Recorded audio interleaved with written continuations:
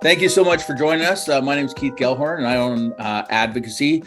The reason for this chat today is all about ADHD Awareness Month, which I have been working on since I moved here.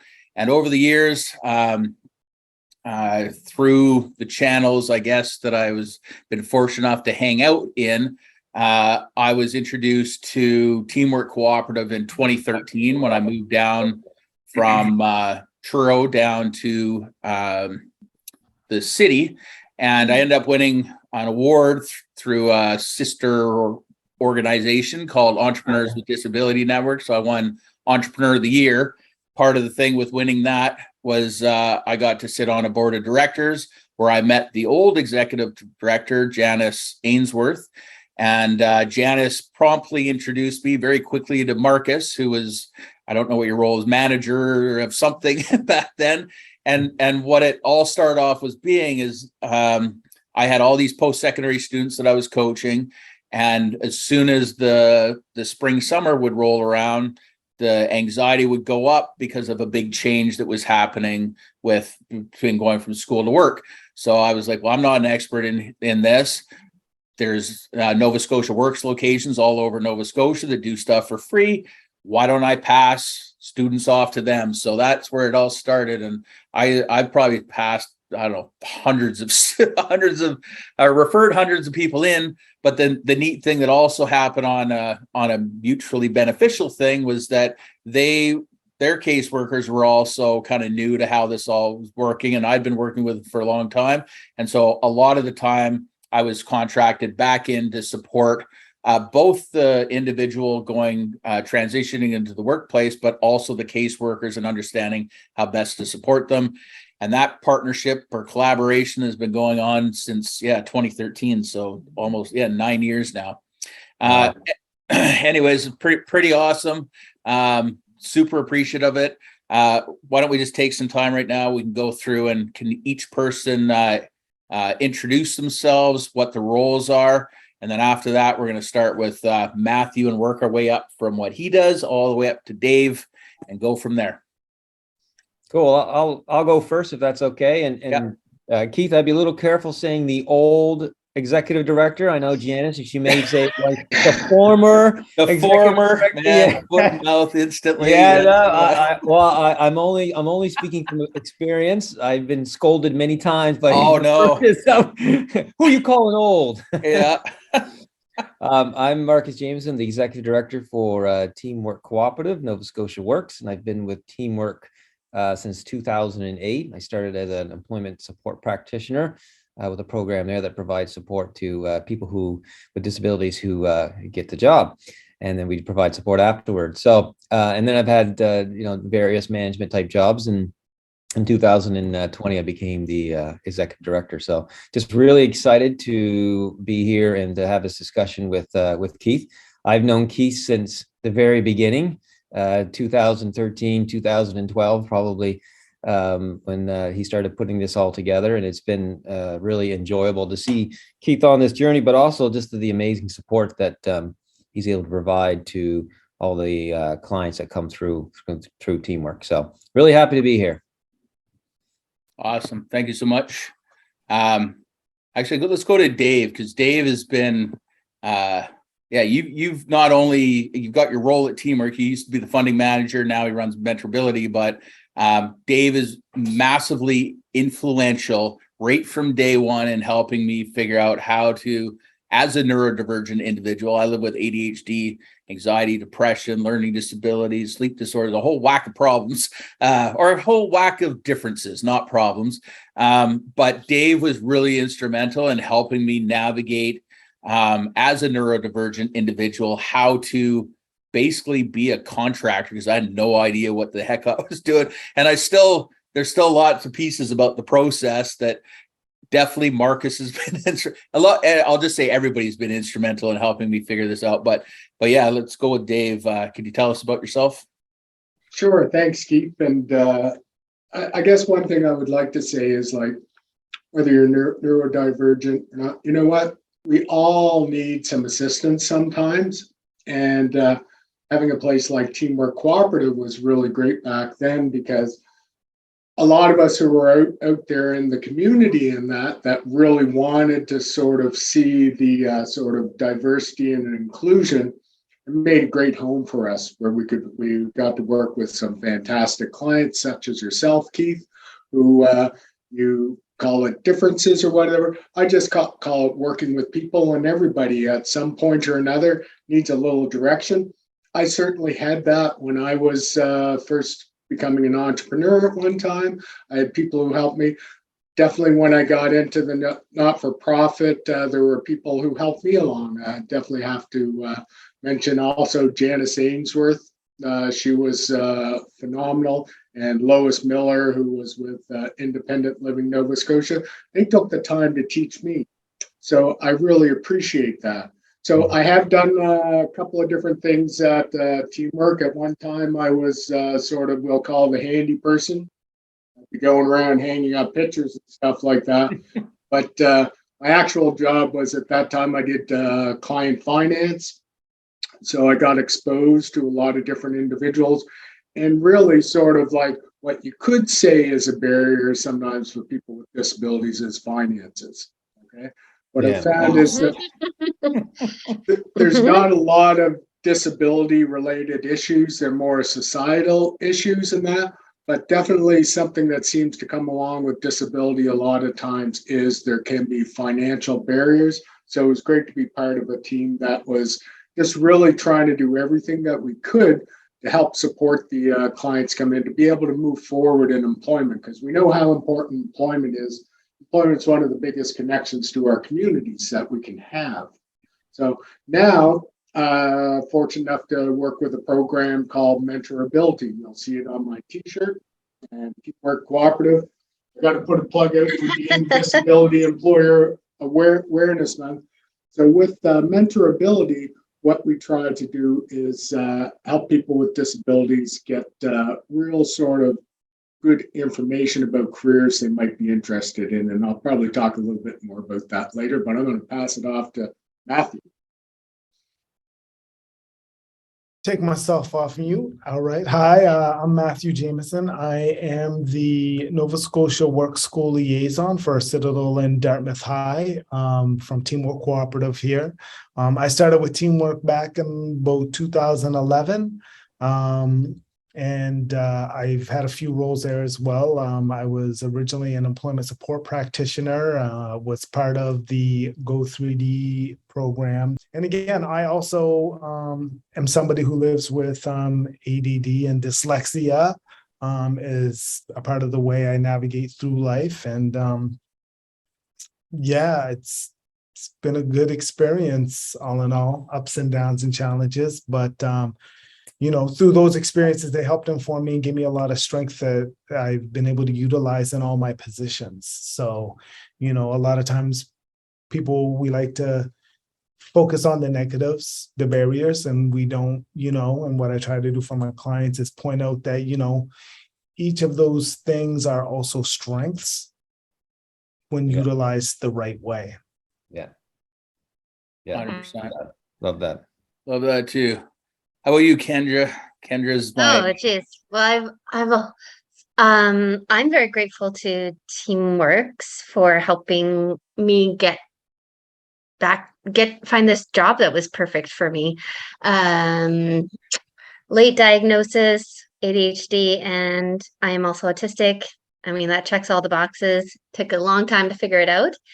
And then it was a struggle to figure out where I could fit, where I could use my strengths and be what I can be. And Teamworks was awesome in giving me the opportunity to have the wage subsidy to get the job experience. And Keith is a phenomenal employer in terms of not just saying that you are accessible and understand disability, but actually creating a space where you're not punished for not being able to do things exactly in the straight line as me.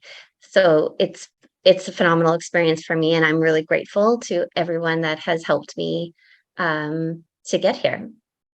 So Well, you're just gonna make me cry. That's nice. No. Yeah, it's just so nice. That's awesome. It's so Yeah. nice to flip the script from failing because you couldn't fit into this round hole when really you needed Mhm. you were just not on the right board. Yeah. And it's been really fantastic for me to finally get in the right space. Yeah. And I'm really grateful. Yeah. Thank you for sharing, Kendra. Yeah, I was going to ask Kendra, what are some challenges you have faced over the years? If you're comfortable sharing, if not, I'll be happy to do it because I live with this stuff too. But what are some challenges that have come up over the years in traditional employment, 9 to 5, straight line, clock in, clock out kind of work? What have you found where you've struggled or gone offline, or people just don't understand how to support you? When I was doing official social work stuff with in that kind of traditional way that you do it, what I was actually doing for my clients was peer support without realizing that that's what I was doing.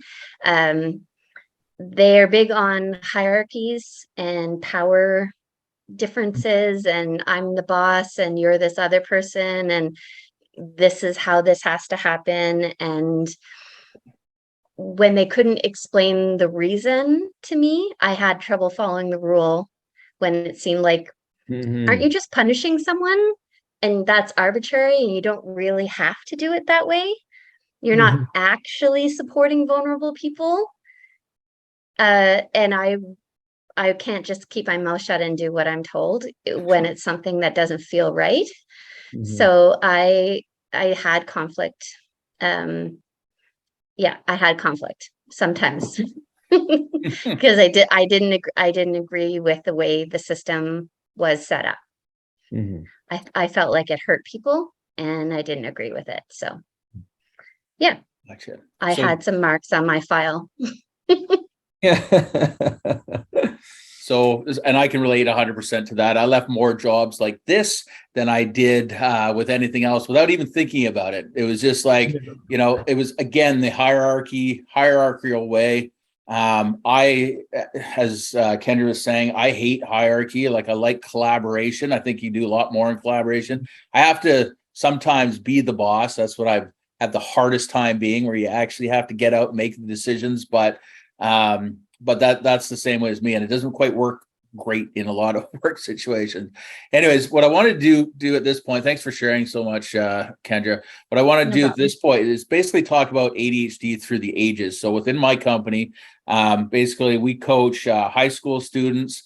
We coach around post-secondary transition, post-secondary students, people who are in career transition. I'm not a career coach, but I do stuff around the executive function on that side, and also entrepreneurs. So we actually have a great gamut of people in here that will feed this all in. So I want to start with you, Matthew, in your new role. Can you tell us about your new role as a school liaison officer, what that means and what you do?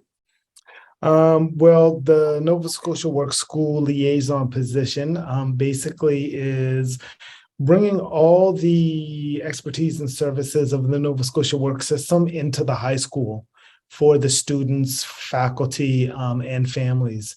So that could be skills development aspects. It can be resume writing, job applications. I'm currently working on recruiting different industry sector employers to come into the high school to present for students that aren't able to participate in the Take Your Kid to Work Day and things like that. And then working, I've already started.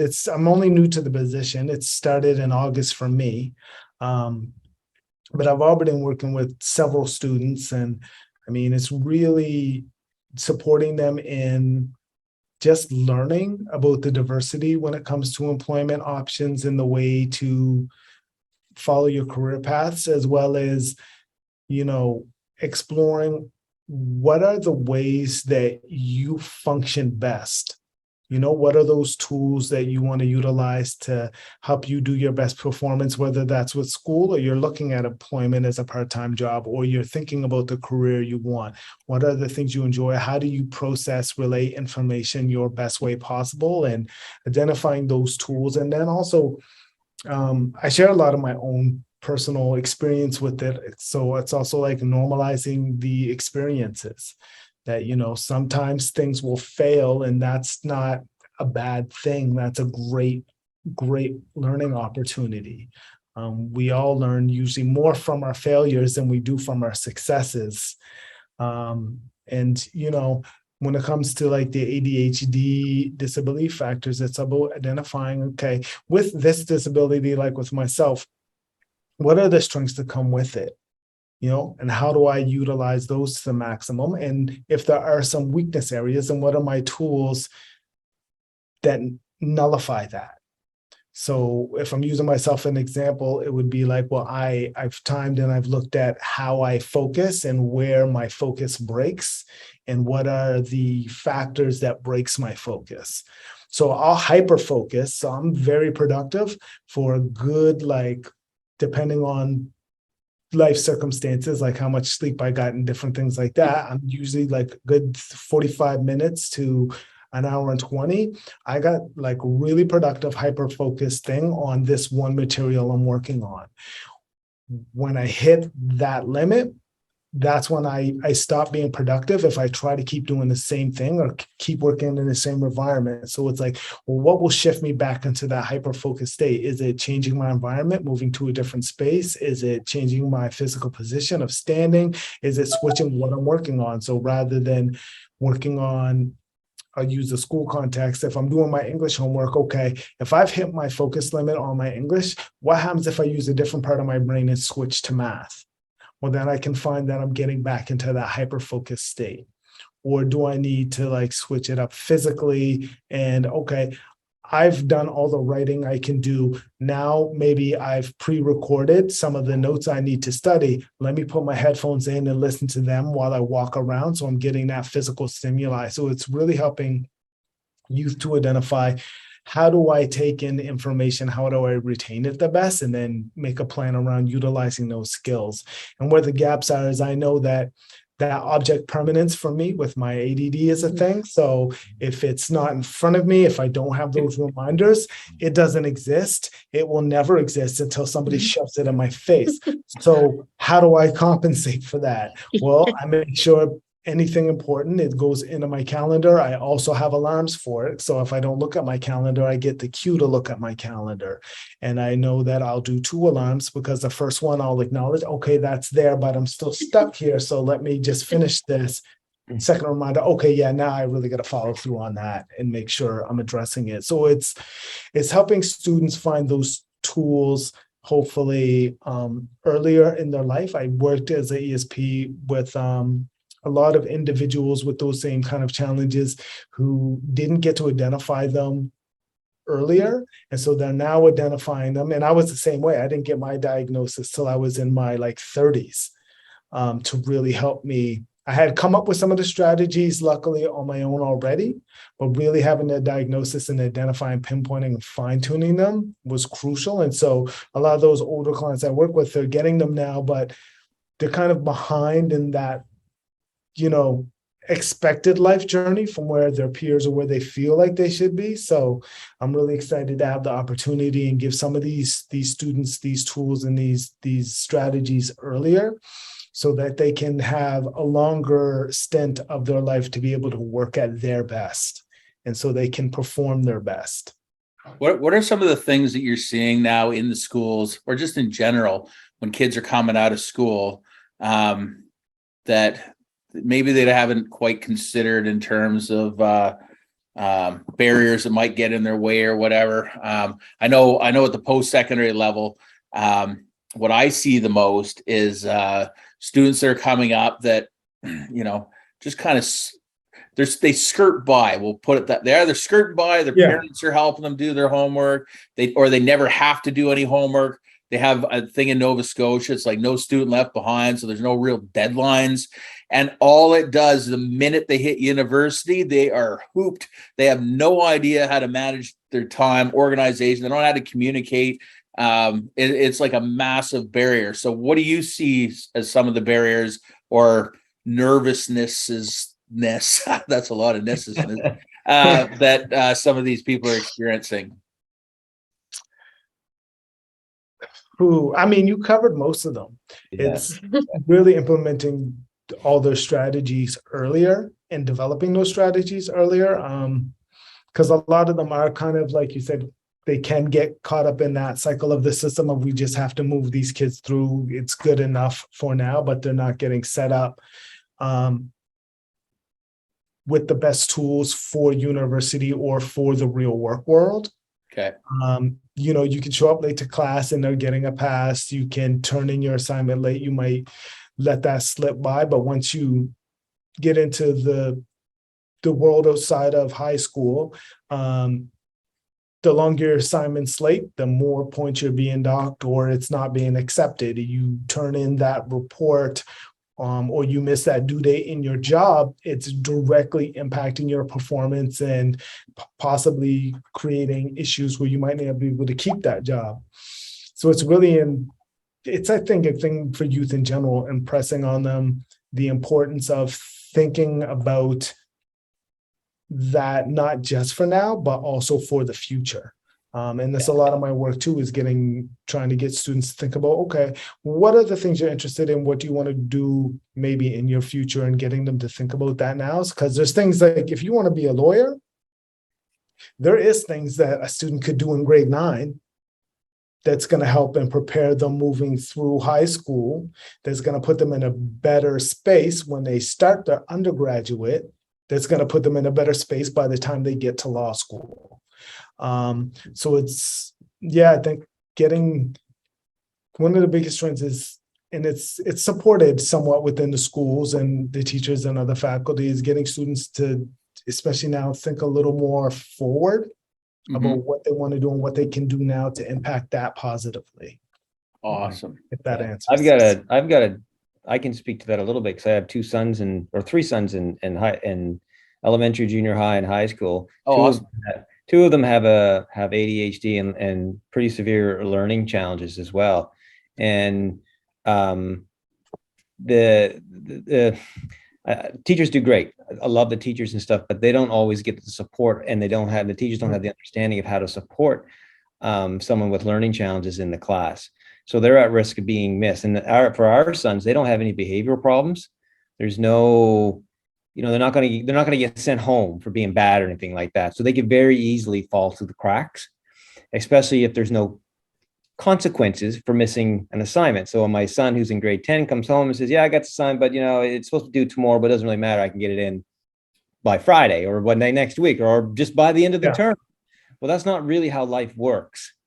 So we have to implement that as parents, which is fine, but it's not really preparing this younger generation for what the reality is when they leave school. But there's also that other nuance of being flexible and understanding and providing that support, which isn't always there either.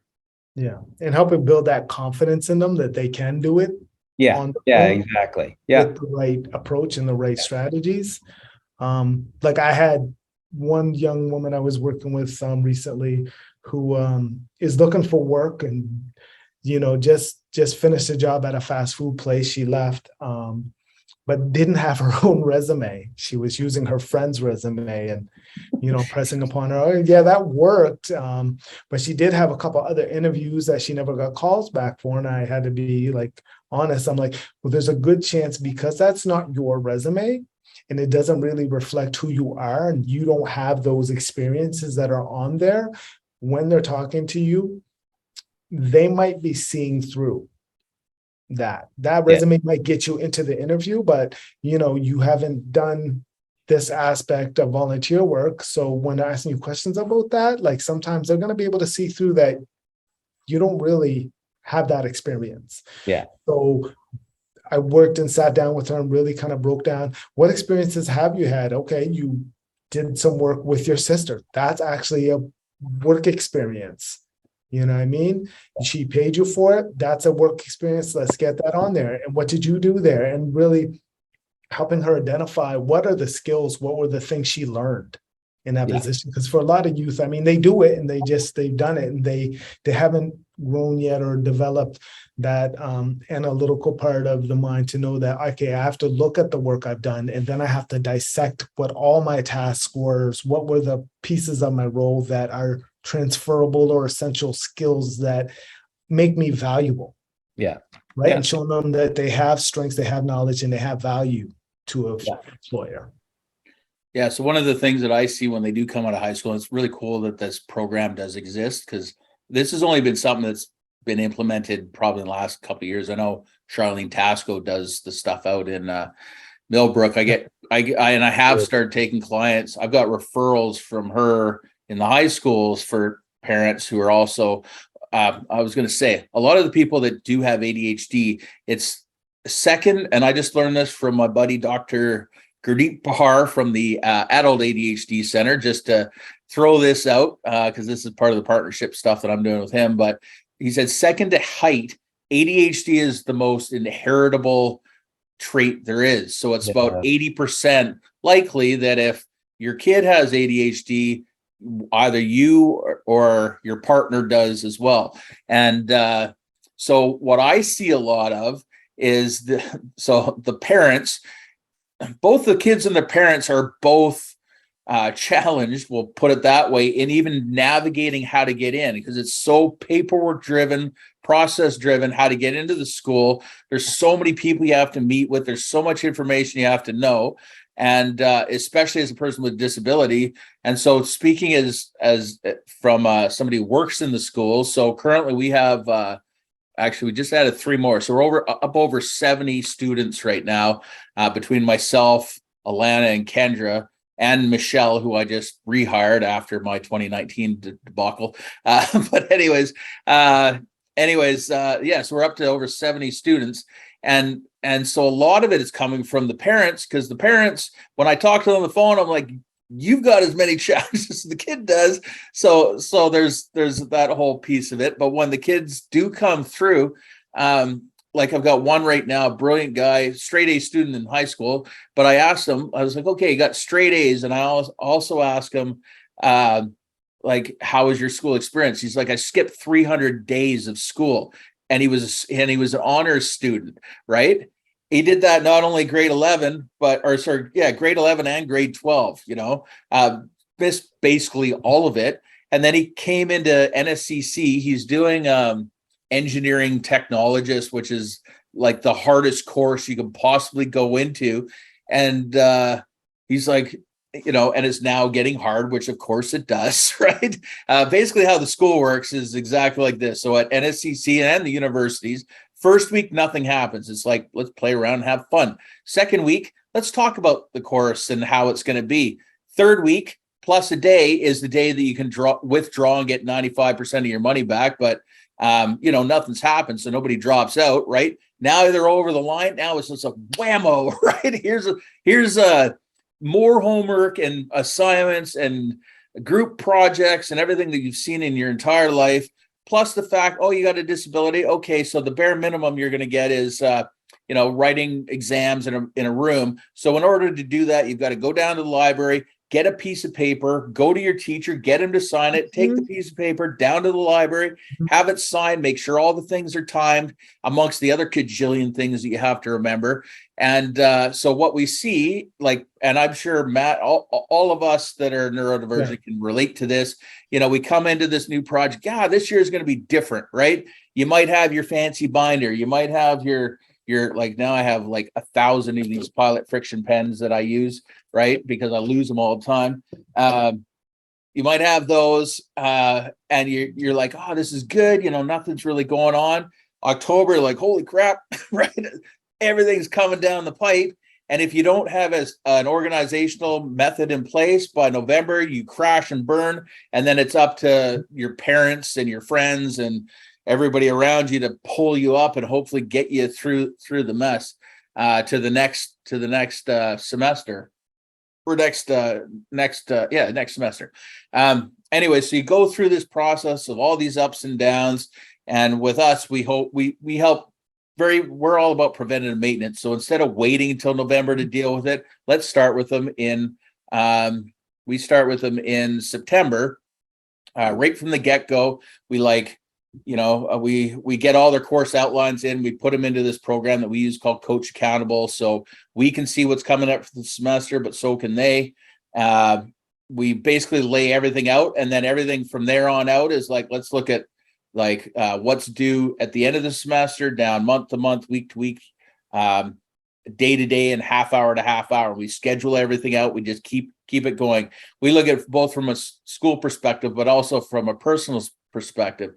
On the personal perspective side of things, I'm going to ask Matt or Kendra to answer this. What's the biggest variable on the personal side of things that could impact whether you're going to be successful, regardless of it's school, work, or whatever, or anything else? Anybody want to take a guess at what the biggest, I'll say, emotional factor would give you a little hint, might be to help you be successful? Well, in terms of who I'm coaching, there is a clear difference between the subject that someone has chosen and whether it's a strong interest or whether it's just something that they chose. And the students that are strongly naturally interested in their subject are doing better, obviously academically. But they're still facing a lot of challenges. I've several clients with major secondary health challenges. So got the accommodations, didn't realize that you have to set it up a week in advance and take exactly what you described. So, they heard someone say something about an assessment, they wrote it in their notes, they forgot to check it, so they missed a whole chunk of this online piece because they heard it but didn't register the information. And I've got a client who I think is battling an addiction, and a client who just lost a family member. And so there's lots of it's all the emotional. If it was only academic challenges and learning and changing, but it's all of the things happening at once. Mhm. And they're all expressing that they don't feel they have enough time to process all of the things that they have to do, not just with school, but just in life. I love that, There. because I've Yeah. we've noticed over the years that someone might be struggling with school, but it actually isn't an academic thing or a learning thing. It's actually the emotional thing that's going on that's affecting their ability to do their work, right? And that's often missed. That's a great point, Kendra. Yeah, that's the biggest Yeah. piece that I wanted to share in the transition. So I will, once we get the people through school, so we build up, we highly focus on the emotional side, the emotional roller coaster. I live with it too. I have two versions of me. One is this, where I'm happy-go-lucky, easygoing, whatever else. The other one is like, I don't have a flipping clue what's going on. Marcus has seen a lot of that in the last year for me, because I'm struggling with some process things that are happening, and with no process, I don't know what to do, right? I created a process, I stick to it. And if you saw my schedule, I'm the most regimented person you've ever seen. I go 8:30 to 9:15, 9:30 to 10:15, all the way through the day.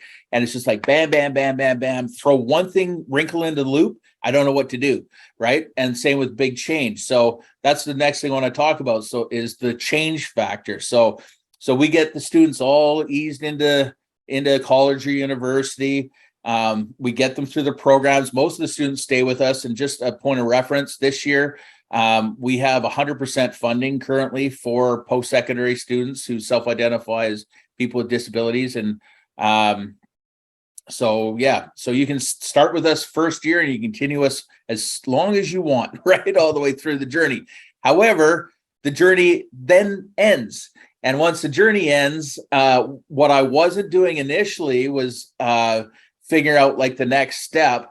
But I was like, noticing that a lot of people were struggling with this career transition, and I didn't know I'm not a career coach, so I don't do anything that I don't know how to do. Writing resumes is boring for me and cover letters and all the stuff. So luckily I met the people from Teamwork and off it went. So basically now we refer anybody in the city of Halifax, all of them get referred to Teamwork in February, and they get a big influx. And everybody outside, we send them to other Nova Scotia Works locations. And across Canada, we figured out where the equivalent versions of those are. So they have somewhere to go. They're not just dropped on the butt. And that's going to be a theme that we'll talk about. So when they get to Teamwork, what happens, Marcus? We help them get a job. Okay. We do. That's just it. In a nutshell, that's it. No, well, we're a rather large organization, about 35 people. And we have a number of programs, which I'll talk about in a sec, but our core services is our case management, job development, and employment support services. So once Keith refers someone to us and they're close to the end of their schooling, they would get assigned a case manager, and that case manager do an intake in what we call the needs assessment. And that basically is just looking at what the barriers are, what the challenges are, what the experience, what the education, what the person wants to do, what's their dream job, what's the more realistic job maybe right now. And we go through all that and work out what we call a return to work action plan. So someone coming out of school, it might be a little bit more clear of what they may want to do, because they've got they get an engineering degree, or they're a mechanic, or they're whatever it might be. And we would help them with that. But for some people, it's not quite as clear of what they want to do, even if they are coming out of school. And we have a career counselor on staff that will work with that and develop and go through some career exploration and look at your strengths and your challenges and figure out what the next steps are. But for many, they can enter into job development. And to help them prepare for job development, we have a bunch of workshops. We have resume, cover letter, interview prep. What are some other ones? I can't even think of them all right now. We have tons and tons of workshops. How to self-disclose. Yeah, that's what I was going to say. Our Talking About Disability is one of our flagship ones that we've done for years. And that's the important conversation that you might have to do with an employer is around the disclosure piece. For someone with an invisible disability, that's a big deal. And how do you go about that? When do you have that conversation, and how do you have that conversation? And how do you put take a positive approach with it? And what are you asking for? So that's a big moment. And it's a lot of fear and legitimate fear from individuals of disclosure. Now we encourage everyone that comes to disclose, but it's absolutely a personal decision. So it's not something that you have to do or required to do. If you're comfortable, then you should. And if you're not, then you shouldn't, and you should wait until that moment if it comes up. But we have a couple of job developers that help you with your job search. They work one-on-one with you with job matching, reaching out to employers, getting connected to employers, bringing jobs forward. And they also will reach out to employers on your behalf. One of the things that we do, it's a little bit unique to our service and some of the other Nova Scotia Works around the province, is we do some job carving. So as Matt was saying, there's certain things he does really well and other things that you too, Keith, like, I don't like doing resume writing. So we would, for individuals that have a really strong interest in something and are really, really good at it, but not so good at other things, we will go and work with an employer to carve that out so we can maximize their strengths. And we've got lots of really cool stories around that. And there's just one I'll share with you really quickly, is one with Cineplex up in Bayers Lake. We had an individual who started to work there. And when we first went up, we said, what are the jobs that are there that people just can't get to, that no one really likes, that you might need some support with or might need someone with? They said, that area over there with all the condiments, the butter and all that. He said, we would love to have someone that could just focus on that, get that cleaned up and keep it nice and pristine while when it's really busy. And he said, They said, but everyone that works with us has to work cash. I'm like, oh, okay. So there we had this individual that was really wanting to work with theaters, loved to clean and just like hands-on type of stuff, but there was no way he was interested in working with cash. So we worked with Cineplex to carve that job out so that all that he was doing was working in that condiment section. Wow. And he ended up being one of the best employees. When we went back up 6 months later, he had a job coach and lots of supports and stuff, whatnot. I don't want to tell the whole story for the sake of time, but when we went back up, we said, how are things going? They're like, they're going great. We'd like to have 10 more of him. Yeah. He shows up, he works hard. So the only issue we have is that when we put a call out for jobs, he tries to take every single one of them, or calls out for shifts. He tries to take out every single shift, including the manager's shift. Oh, no. That's awesome. But that's job carving. That's how we, so if you don't fit typical That's or not amazing. aligned with typical job descriptions, we will take what your strengths are and try to find a position for you that maximizes that.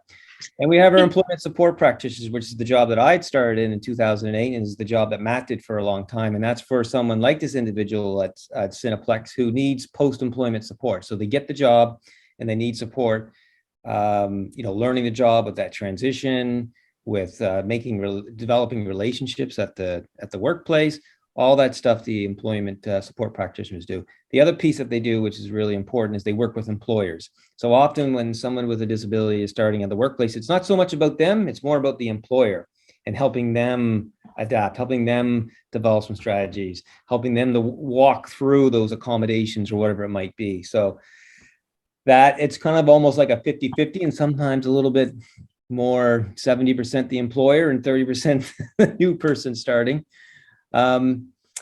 And then we have a number of funding models that we can get people attached to, the wage subsidies, which Keith mentioned a few times, and Kendra, I think you were a benefit of that. Yep, that's great. Door, which we fully utilize. And then we have some programs, and I'll wait to do the MentorAbility program last, Dave, and I'll let you explain the MentorAbility, but we have a self-employment program for persons with disabilities, and it's a pilot project that we just started last year, actually. And we have a coordinator for that, a program coordinator, a senior business coach, and 2 business support practitioners. And that's for a person with disabilities who want to start a business from scratch and individuals that already have a business who need support. So right now we have a total of 63 individuals who are going through that program. The majority of them are the ones that started business from scratch, and they are in the program for 52 weeks. They get a living wage and a grant up to $2,500. So it's a really, really cool program. That's a pilot project that we're hoping to continue after 2024. We have a skills development accessibility coordinator, which supports persons with disabilities who go into post-secondary education who need supports. So as you were explaining, Keith, when someone comes out of high school and they not quite prepared for NSCC, that's where we come in and help them get prepared, help the school get prepared, help the parents get prepared, get a psych ed if that is needed, make sure all the accommodations and supports are in place, make sure everything is all set up to prevent someone dropping out 3 months later or at the end of the first term. Mm-hmm. And we work quite closely with NSCC with that program.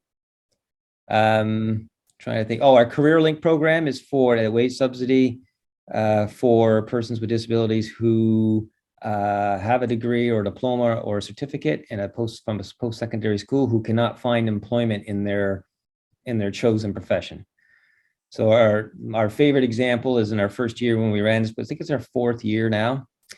We had an individual who was an engineering student at Dalhousie. He was 4th in his class. He was on the autism spectrum, and he had over 200 interviews without a job offer, and he was working at Sobeys pushing carts. Wow. So through the Career Link program, we were able to get connected to an engineering firm.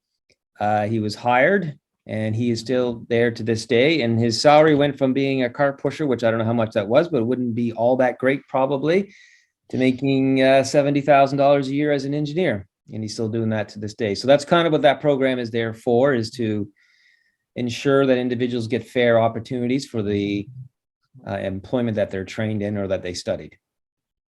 Can you talk about the ability employers too? I don't know, is that still a thing?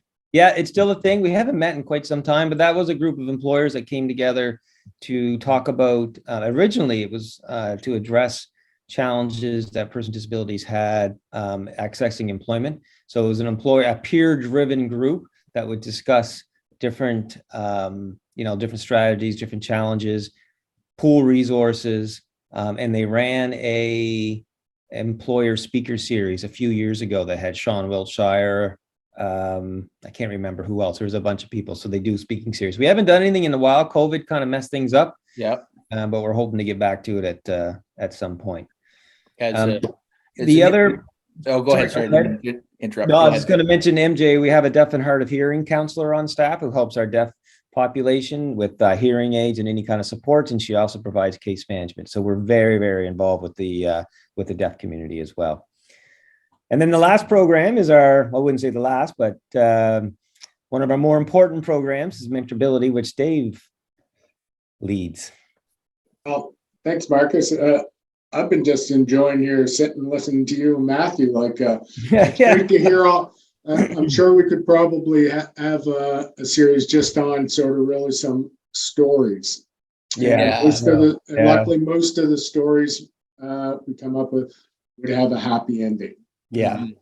So I'll talk about MentorAbility. MentorAbility is one thing about teamwork, I think, which is really important, is there is all these different programs. And there's been other programs since I've been there over the years, because to be able to help a variety of people, you need a variety of tools. So having a bunch of different sort of programs and stuff like that, that benefits the clients, because as we know, you know what?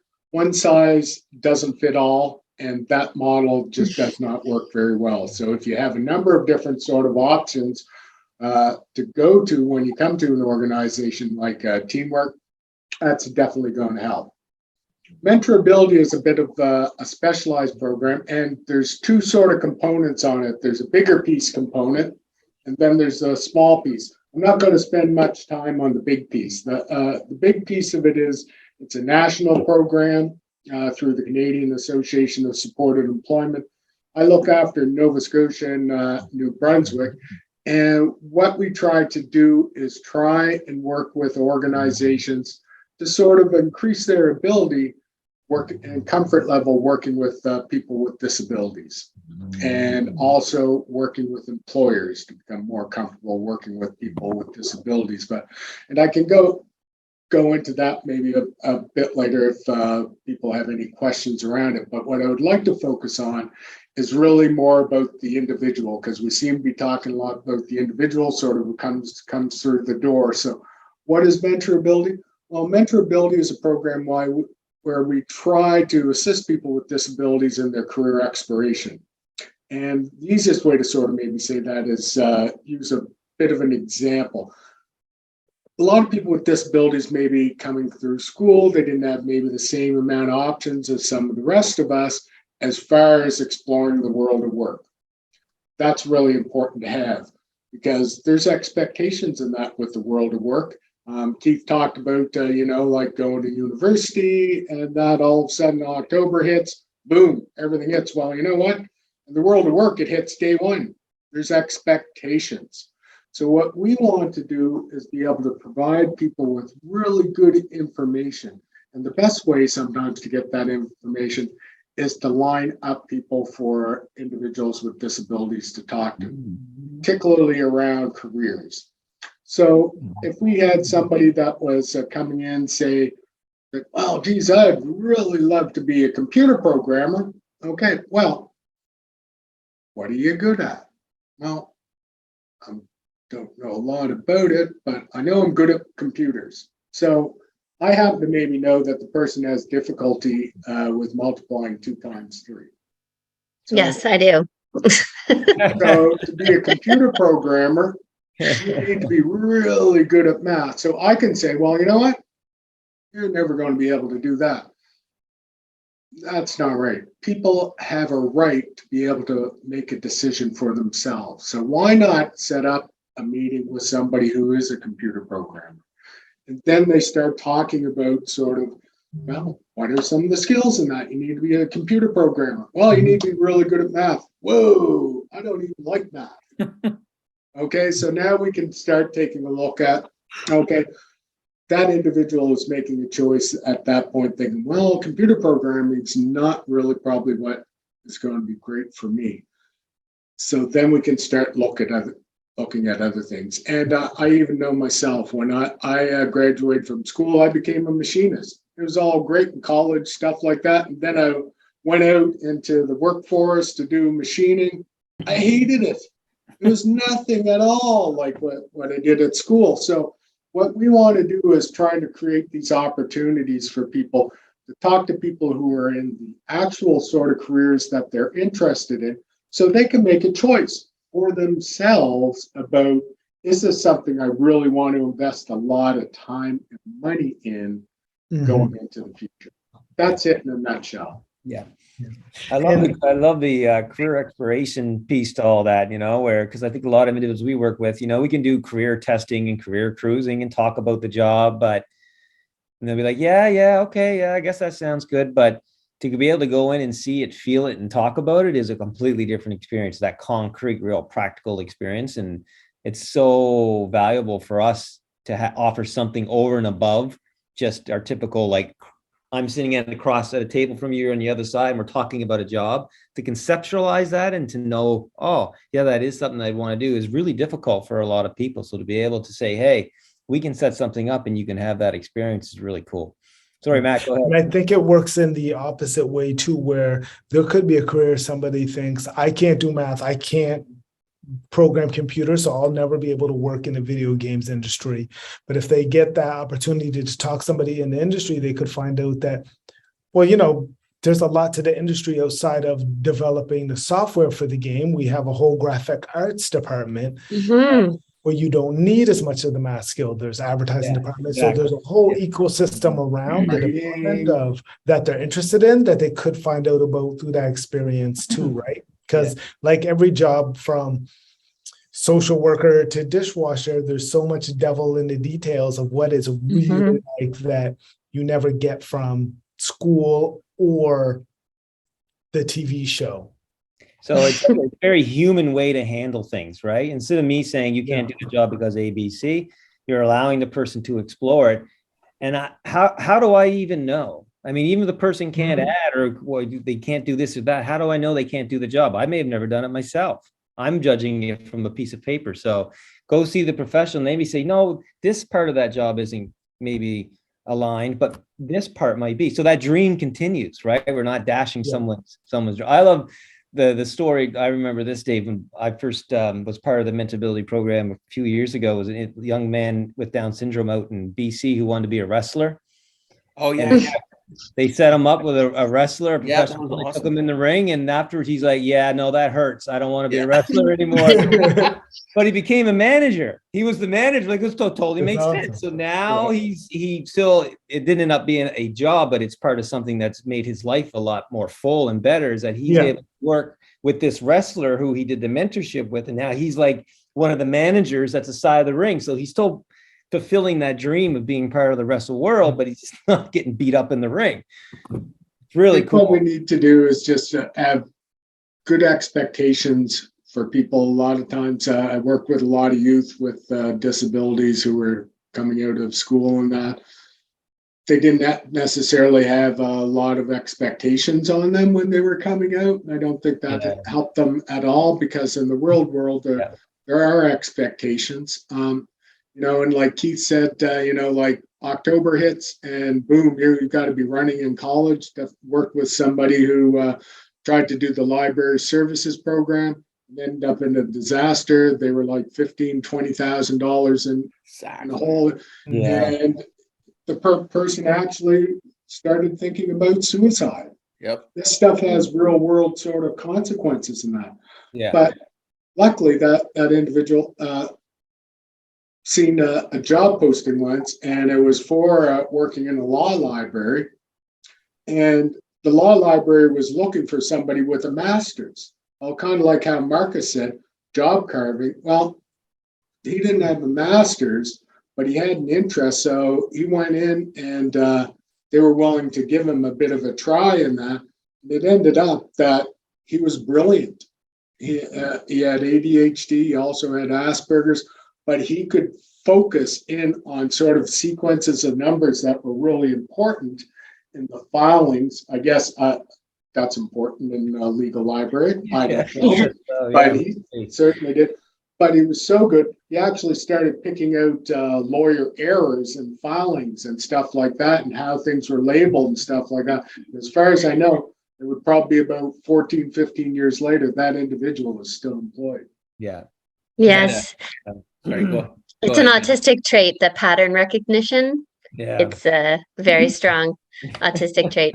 And I can only speak from personal experience, myself and everyone in my life that is autistic. We love to notice when someone is doing something wrong and tell them about it. I wanted to And comment if on you're in the right environment, you know, it's a good learning opportunity for everybody. Yeah. So I want to make a comment on that as well. There's a fellow that I'm coaching currently who actually was a former Teamwork client. And I know you guys have experienced this where they said, oh, Teamwork didn't do anything. But in reality, the person who's coming in they didn't have it clarified enough of where they wanted to go. And that's, I wanted to back that up. So this individual person had been a client at Teamwork and now is working with me. You know, the parent is voluntold the kid to come work with me, not the other way around. But anyways, you know, they're looking for jobs. And if like this person, he's also on the spectrum, but he's looking for such a specific position. And I was like, it's not like just what Dave said. There are like, you can always read the lines in terms of what people will could hire you for, right? So I asked him, like, go on LinkedIn, give me 10 jobs or 10 companies you want to work for. Showed up last week, nothing's done, right? But he couldn't conceptualize as to why he was doing it. And I was like, so then I was like racking my brain, like, what do I do now? Okay, give me 10 companies you don't want to work for. And then boom, it's like, oh, I'm not working with this guy, I'm not working with this guy, I'm not working with this guy. I'm like, great. List of 100, yeah. Yeah, list of 100. And it just came off. And all I wanted was for them to come up with a list of something that I could grab onto, because what he doesn't know and what his mom didn't know when I took him on was that I have a bunch of buddies who are in the field, way up in the field, right? Like guys working for Disney, video game designers that are full on. I had a guy that went up against the creative of Superman with a graphic novel that he designed, right? But I'm like, I'm not going to go and introduce you to that guy until you do the work, right? Like you have to do the work to get to where you need to be. And once I do, and I know, and I can understand where you're coming from too, then we can go and do something with this, right? But if you come in and you're not willing to put the effort in, right? So that's another thing you often see is like, oh yeah, I want a job. Okay, here's the steps you need to take. Well, I'm not doing the work to do those steps, right? So that's one thing. And one other thing I wanted to point out too was somebody was talking about wasting money in school. So another person I just did an intake with yesterday, the mom like said, my daughter is functioning more at like a 12-year-old level, but she's 19 on a piece of paper. She is currently doing she failed out of Dalhousie last year. This year she came in. She's in 5 courses. She's working 30 hours a week at Tim Hortons and taking 5 courses and obviously doing nothing, right? Failing all of them. And I was like, I just met you on the phone, but this is the deal. At most, if you fail out, and this is the thing, the mom's saying, oh yeah, I wasted $10,000 last year. I'm into this semester for $5,000. And I was like, holy, like, why are you doing this? Right? Like, why are you putting this? I'd hate to say putting this girl through it, but I asked her point blank. I'm like, I got a question for you. In your family, and I assume the mom had money because she's paying for everything, right? I said, in your family, how does it look? She's like, well, this woman runs a big company, went to university. I said, did you go to university? She said, oh yeah. So did the husband. The younger siblings are like geniuses. One wants to be an engineer and whatever else. And this girl's just stuck in the middle. I'm like, why are you in university? Right? Like, it makes no sense to me, right? Not for me to like take it away from her, but why are you there? Well, that's what's expected of me. And I was like, I know that story because everybody in my family also were university educated. In fact, like I tell the story, my dad's an accountant, my mom's a nurse, and my sister has a PhD in behavioral genetics. And all my dad's friends and the people we grew up with, they all have PhDs, right? And so I had this mystified thing in my head about what basically the route that I was to go to, and it was only university. And that is a most delusional thing that a lot of people are putting in. And I hear it from high school students all the time. I'm sure you do too, Matt, that I have to go to university because that's the way to go. And I got my stepson into electrical school. I just happened to be on the board with Skills Canada, knew the guy that ran it, got him into that. And he's currently like wiring my next door neighbor's like man shed, right? Or man cave that's down in the lake there, like to no end. And I was like, the best thing you do, go, like, I'm not saying for everybody, but trades are amazing things to get into. You know, you come out when you're 21 making $40 an hour, you buying houses and trucks and whatever you want, right? Yeah. Versus like messing around. So there's all kinds of opportunities that people can take advantage of, both from a school perspective, work perspective, and then just in general, just getting connected to the community. Yeah. And that's one of the big things I'm doing in the schools is trying to give students, teachers, families that realistic information on not only what different jobs look like, but what do different industries look like in terms of what's the upcoming demand for work in that industry, and what's the actual pay look like. Yes. Because let's be honest, a lot of kids, especially before they figure out what they want to do with their life, they're like, well, I want the job with the big money. Yep. So everybody's thinking, oh, lawyers make big money. Yeah. But if you look at like a starting lawyer versus a starting welder, Yes. Yeah. the welder's starting out higher. If you're looking at specialized welding and, years up in experience, they're still making equivalent to a just under partnered lawyer. Yeah. The only time where really you see any gap is like, well, after you've put in 20 to 30 years, you become a partner of a firm if you go that And then way.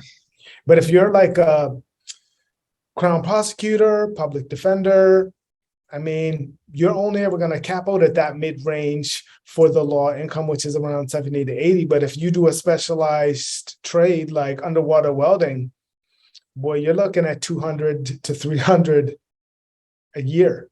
Yeah. So trying to give them the realistic that like, because there's always that misnomer, like stereotype of like, well, the trades, they don't pay well.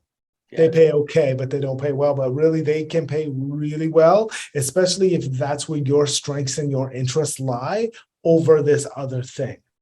There's tons of jobs in the trades too. I mean, well, there's probably tons of jobs for lawyers too. I don't think they'll ever go to. Oh yeah, but everyone needs a lawyer once in a while. But the trades is there's just so many jobs that are available. And I don't think that's going to change anytime either. But that gets me back to what Dave was saying around the self-determination, right? Like allowing people to decide for themselves what they want to do, and then supporting them and helping them reach that goal.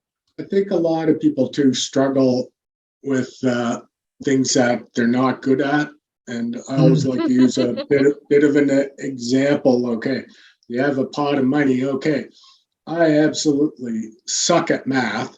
Yep. I'm failing math, stuff like that. So I'm going to spend thousands of dollars on tutors and everything else. Wow, I got a 60. I'm passing math. I'm pretty psyched about that. But the person was pretty good at writing. Exactly. Now, if you took that same amount of money and you put it into supporting that person to absolutely excel at writing, which is the better investment? I don't know. But on the math and you stuff, can use the same example of the video game industry. That would be like, well, I'm not good at math, so don't get into coding. But the game has a whole script that has to be written of dialogue. There's multiple ways into where you want to be. Sorry, Keith. Absolutely, Matt. No, it's all good. I wanted to mention something around the math stuff because I don't know how many people realize how wickedly tied math disability and ADHD are. Dyscalculia, yeah. Dyscalculia. I have it. I don't know. I think you might too. But I guess when I'm your cashier, I sometimes know what the color means, and I just do like a guess where I think this might be your change. one of the big intake years I had was back in 2019. I did intakes with 104 students, and I noticed a trend because I have a math disability, so I listen for things that sound familiar. And I just started tracking. I'm like, tick, tick, tick, because I'm going down. Out of the 104 people, 102 of them had math disabilities, right? And what's the biggest thing that they're pushing? Oh, you got to get through your math. Math is math is that. Even when I worked as a plumber, even on my red seal, I remember doing this. I did all the work, skipped the math, and I was like, oh, I almost got it. I got 69%. I needed 70 to pass my first round. Unfortunately, I failed that. I got it the next time around. I got way higher, but I used to always get busted on the job site for texting on the job. This is pre-smartphones, and I didn't have anybody's texting. I was doing math on my freaking. I couldn't retain from the tape measure to cutting the pipe. And so I just like put it on the calculator and carry it over instead of carrying an extra device. But I got so much trouble for texting and kicked off. Oh, you're lazy, you're this, or that. I was like, I'm not, man. I'm doing math, right? And the best that I can. Yeah. So. I mean, that's the thing in schools as well as in employment is sometimes the unnecessary rigidity of process. My thing is like, I'm actually not that bad at math when I can do it my way in my head. Like if you give me my numbers, I can give you the answer. It will be right. Where I always struggle with math was I had to show it. Yeah. Show how I got there. I had to show it the right way. At the right way. Exactly. You know what I mean? And that's where it caused me a lot of problems. And I find, employment places can fall into the same pitfall of having things having to be done this way when not necessarily being the only way to get the desired result that you want. So helping employers realize that part too sometimes. It's a challenge we're still working on. So I'm an employer, and my biggest issue is I don't have very good processes, right? I don't know how to create processes. It's so ironic that I said to Marcus, it was Tyler. I'm like, just give me a process, man, like of this new system. And give me a process. And he's like, I don't have one. I'm like, damn it. And Tyler doesn't, or he needs processes too, apparently. But anyways, so one of the things, just working with Kendra, for example, I set it up. It was supposed to be like 20 hours a week. And I was like, okay, you work 8:30 to 12:30, right? And then I noticed that I was getting like messages at like 3:00 in the morning, asking me things, and text messages coming in weird times of the day. And I was like, well, that's different, right? And I was like, hey, you don't have to work outside of your hours, right? You can stay in there. And she's like, well, actually, I'm on my game at 3 a.m. And I was like, well, screw it. That's your time you're going to work. You just work whatever you freaking feel like it. I don't really care, right? And it's amazing. Yeah, I'll just leave it at that. How has that impacted you, Kendra? Just in terms it's great. It's fantastic. Yeah. Because my Keith always wants to know what my process is. I'm like, I don't have it. I wait for it to see it in my head. And then once I see it, I can do it. But I have to wait for it to come. I don't have a process. It's like a friggin' unicorn. But when it's here, then I'm like, oh my God, I just wrote a novel. Look, it happened. But you have to wait for the unicorn. It's very special. But yeah, I'm awake really early in the morning, and my brain only works for a little bit clearly. And then as the day goes on, it becomes harder and harder to think well. So I can't really be smart or creative unless it's, before the sun comes up. How awesome is that you have an employer that's willing to let you amazing. work when you can give them your best, therefore they get your best work. And a lot of places need to consider the fact of, is this rigid process necessary? Or can I do it differently so that I'm not getting the process, but I'm getting the best work, which gives me the best results from my employees? Because the outcome is the thing that you want, right? That's the thing that's important. How you get there is not important. That's arbitrary. Yeah. And that is and that is frustrating Don't look at because it's the- not necessary. Don't look at the input, look at the output, right? Yes. Exactly. The output. And I find this, it's a fascinating conversation because we're talking about it from a disability, neurodiversity, ADHD perspective. But what we're talking about is good for everybody, right? Like this is where the world is coming. And it just reminds me, like, if we listen to persons with disabilities in particular, because that's what we're talking about, we could probably get way further ahead than that community. Always, I need this, I need that, and we're so rigid in making those things. When it took a pandemic to finally get, it's like, yeah, you know what? Those things that people were talking about, like less rigidity, more flexibility, being more supportive, whatever it is, let's start doing it. It's like, well, some people have been saying that for years. Exactly. Right? And here we are, we're finally here, right? And there seems to be this shift to this more openness, but you're talking about, like teamwork. We have a work from home day. Like 2 years ago, that never would have happened, right? That never would have happened. It was like, well, you got to be crazy. Like, don't even bring that up. Like, that's just nonsense. And then after the pandemic, it was like, okay, well, of course, it makes sense. We've proven we can do it, but it just goes to that universal design that we're all trying to move to. And I think sometimes we just get out of our own way and listen to the people that are bringing stuff to it and be open to it at the very least and consider it. We can move a lot faster and become more universal for everybody. No, 100%. There's so many things about it. Even when I hired Kendra, I told her, I was like, I don't have a job. I don't have a job at the end of it. I can guarantee you that, right? It's just like, hey, I'll do you a favor. You got some funding. I've got an outlet, work on a couple projects. We'll see where it went. So it started with copyright. Then it was like, holy crap, this girl's awesome at communicating and was actually coaching me through some tricky times I had in the summer. I was like, man, you should be a coach, right? And you've got a social work background. Would you do that? She's like, sure. Yeah, I'll try it.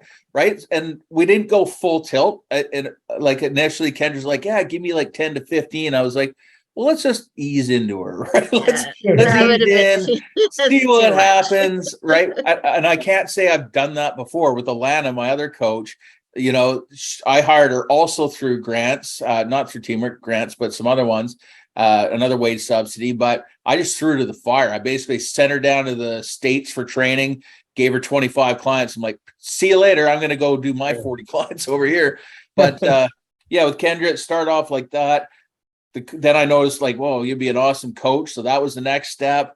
Then she started just, writing grants and stuff for me. And what did we do? Grants and proposals. Yeah, we're just going to do like a hybrid. It's a hybrid job, which is really great. The proposal writing, she got me in with that Dr. Pahar. He was blown away. It was like, I can make stuff up pretty easy with when I get excited about something. So I went and met this doctor. I'm like, here's this idea. We're going to do create this program and we're going to do you do the diagnosis. So this guy, I'll do a little plug for him, Dr. Gurdeep Pahar.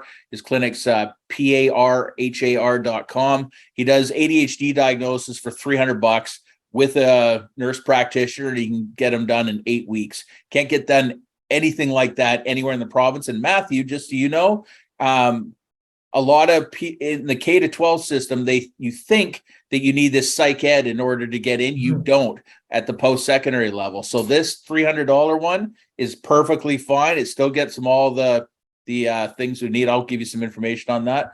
It started with that. And then I was like, you know what? The next thing that usually happens when you get a diagnosis is you get your diagnosis and maybe medication if you're lucky. The guy local doesn't even give that anymore. He sends you back to have it done with your doctor. And we all know there's like 120,000 Nova Scotians who don't have a doctor. So that creates a massive issue, right? So we're creating a 10-week program to tackle specific things that happen with adult ADHD. So the education on it, talking about executive functioning, how counseling can help, sleep disorders and ADHD, talking about the various learning disabilities or barriers, rejection sensitivity stuff, everything. It's all within a program. And then there's also a peer perspective to it too. So funneling them into basically categorizing people. So funneling into like the high school students, the post-secondary students, career transition, and the entrepreneurs. And as a matter of fact, the entrepreneurship one, I've been running that for a hot minute. And I did it with Seed for years. It was all funded through Employment Nova Scotia.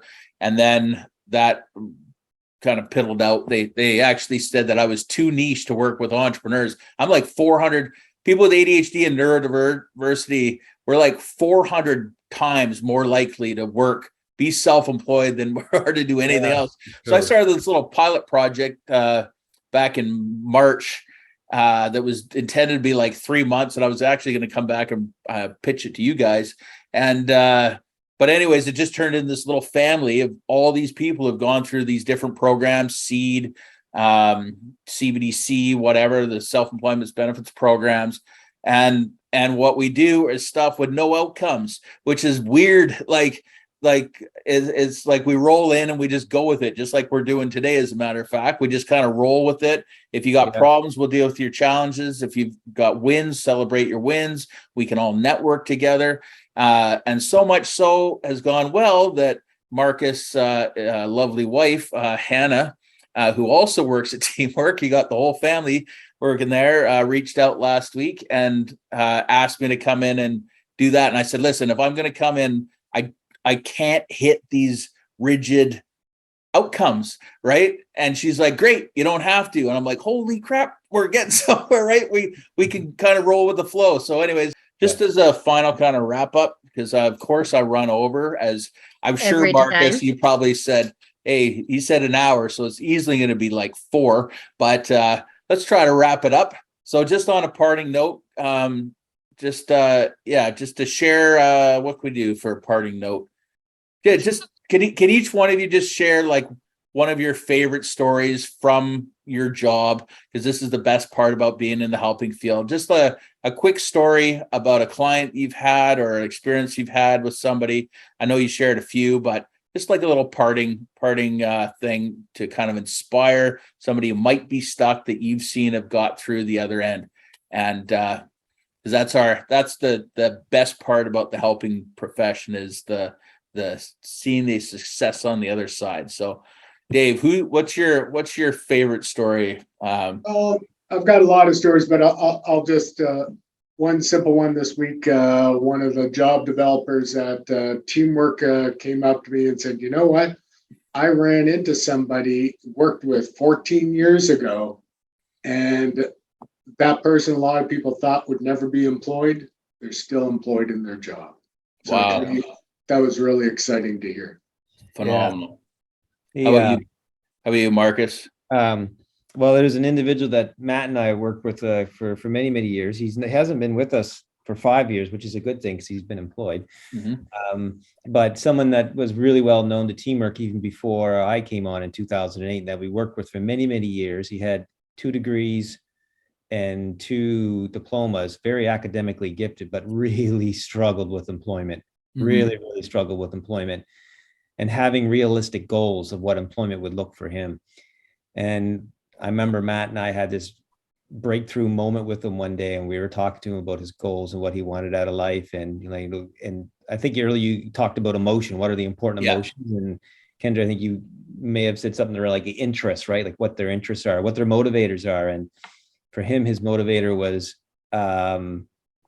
to have a job that he felt was connected to one of his trades, to keep his house that he was living in, his his sister had set up for him, and to go to Jasper, Alberta. Oh, I love it there. It's beautiful. Okay. So, and like that's totally reasonable. Yeah, we can make that happen. And we said, okay, well, if you did this job making this amount of money, this is connected to your trade, you'll be able to reach all those goals. So we got him connected through a wage subsidy. He had a lot of employment practitioner support for quite a few years, and the original sort of quite a few months. And the original job wasn't exactly what he thought was going to be connected to his trade, but we were able to get him into that. So get him inside to where he wanted to be. And he he started doing that. And then once that happened, he was like, I'm good. And he still does that job today. And the reason why it's kind of fresh in my mind, he's left me 2 messages very, very recently, 5 years later, thanking us for all the support and all the work that we did to get him, and how much he appreciates the support that we all gave him, and that he's still doing that job and how much it means to him. So, I mean, that's pretty cool. But that person had been with us for 10 years. Wow. A while to figure it out. Many jobs. Yeah. Many jobs, in and out. and out We got to figure it out. Nope, we haven't figured it out. Come on back in. Let's get back at it.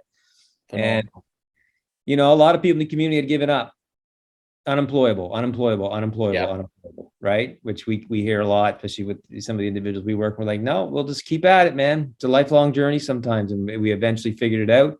And he is so grateful. That's and it's amazing. just cool. Yeah, it's super cool. Yeah, that I just talking on that. A lot of the kids think that they're going to come out of school, they got to pick one thing, and they're going to go in and have one job their entire life. I had 50 jobs, no word of a lie, 50 by the time I was 24. And like I said, I won't repeat my gestures, but how I left most was like, screw you, I'm off to the next one, and then burning bridges left, right, and center. I learned about the gratitude way later in life, being nice to people. This is why I still get to hang out with you guys. Yeah, that's right. Yeah. Be nice. Be nice. Be nice. Yeah, that's the thing. Actually, there was a guy when I first started, when I was touring around the province, going to all the community colleges and checking in with Nova Scotia Works. I said, what would it take for me to be successful and be able to work with you guys on a regular basis? And they said, just when you say you're going to show up, show up. And if you do something with us, say thank you. And that has been my motto. It's pretty freaking simple motto. It was not my motto, but that's all it is. And if you just show up, be nice, and say thanks, people will go out of their way to help you. Right? Take you a long way. That'll take you a long way. A long way. I hear you. So what about you, Matthew? What have you got for one of your favorites? Well, I could just jump on Marcus's, but I'll use a different one. I think one of my favorites, I had a gentleman, and it's one of my favorites because it just highlights that, like, sometimes the right move isn't to stay or to keep something just because the expectation is success. So I had a gentleman who had been working in a fast food industry for about 5 years. He had a lot of natural inbuilt supports through his brother, who was also there, who had moved on and was doing his engineering degree in university. Management had changed over, and he'd just been getting reduced, less shifts, till basically he was coming in 1 day a week to clean the grease trap for 2 hours and being sent home. So I went in, I assessed the place. I had a couple conversations with him. It was a bit scary for him. But my advice for him was you've been here for 5 years, way longer than the average for the industry. It's time to move on. You've got experience and you have skills. You could be successful somewhere else. And we connected him to a warehouse that does refurbishment of electronics. He stayed there for 5 years until they downsized due to market demands, and laid off about 2/3. And now he's currently works for a large grocery chain. But since that experience, he stayed consistently, continually employed. And he's never left a job due to, deficiencies on his end. Every employer he's had since has appreciated and loved him to death. He's a hard worker, super friendly, bubbly personality all the time. But him and his family both got stuck in a rut that we can't quit something or we can't leave something because he'll never get something else. Yeah. And we can't afford to have him fail because of that stigma of disability and failing. And so it's one of my favorites because it highlights that, we can fail at things and learn from them and then be more successful than ever before through that experience. So amazing. Yeah, the failure thing is just a stepping stone. I'm a failed techpreneur. I'm a failed plumber. I'm a failed all kind of stuff. It's good. Yeah. You gotta fail, because then once you fail, you get through the stuff that comes after it. I don't like that part, the down depression line. But every time, like my company almost went under a couple of years ago due to a really bad decision on my part.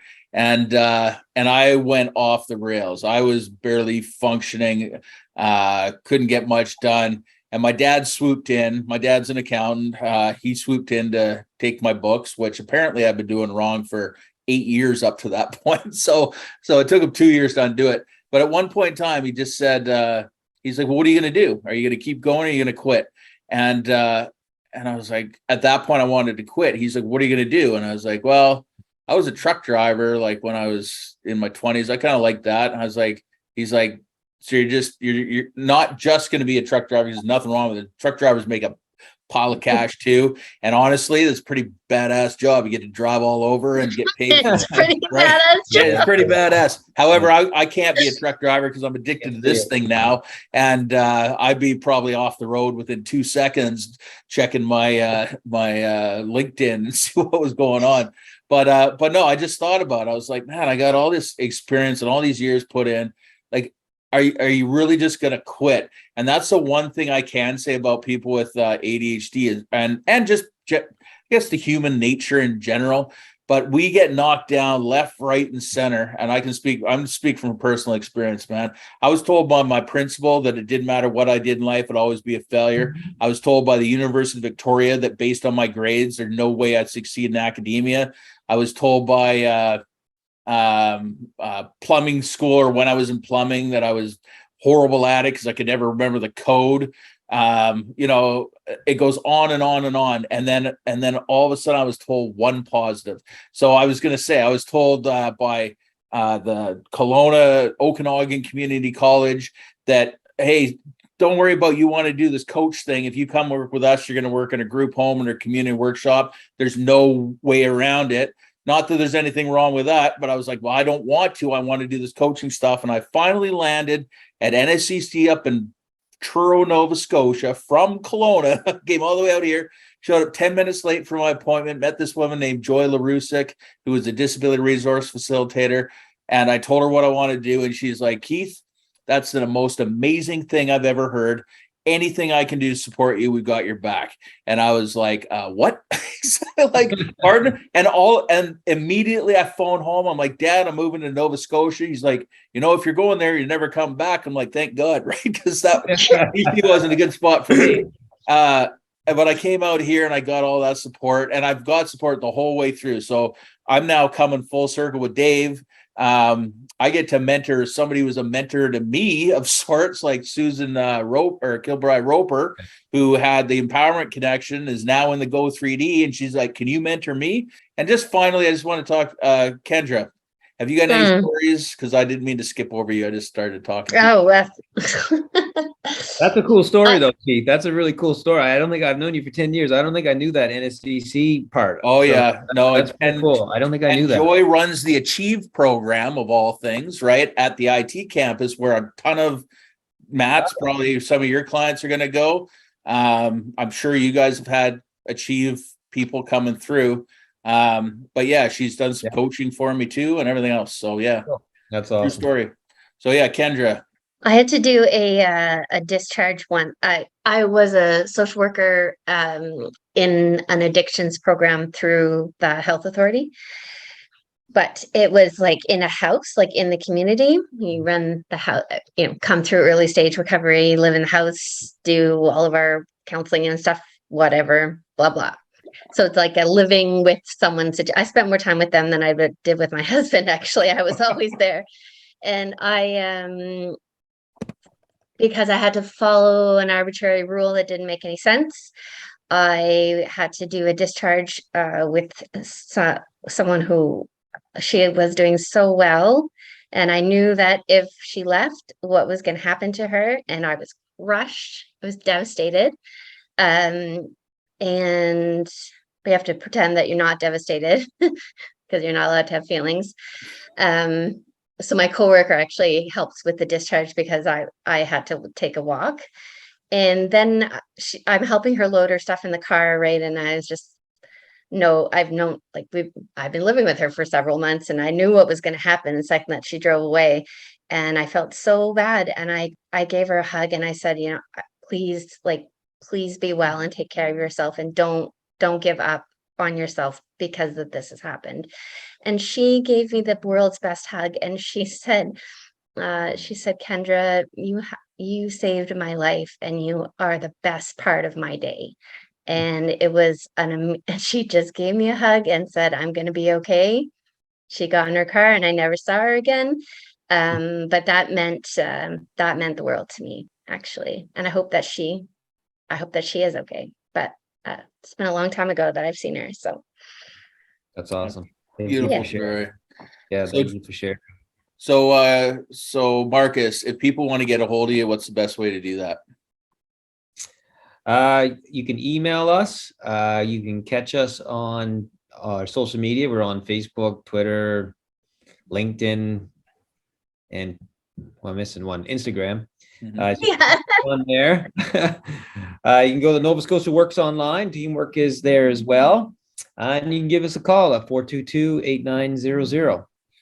Do you know that the only And our website, Yeah. and our website, What's your website? teamworkcooperative.ca. Don't forget about that. Perfect. The only phone number that I know by heart is yours, and my childhood phone number is. If you do want to reach us at Advocacy, you can check us out at advocacy.org. So it's capital ADD and then lowercase VOCACY.org. Little play on words there. Or you can book a call with me. I do like 45-minute free calls. Anybody can. It's my favorite day on Monday. Shoot the breeze with me at just at calendly.com/advocacy. All the links. And I actually put all your guys' LinkedIn and contact information in the chat. So we'll go from there. Thanks so much. And all Thanks the a links lot. will be in the chat.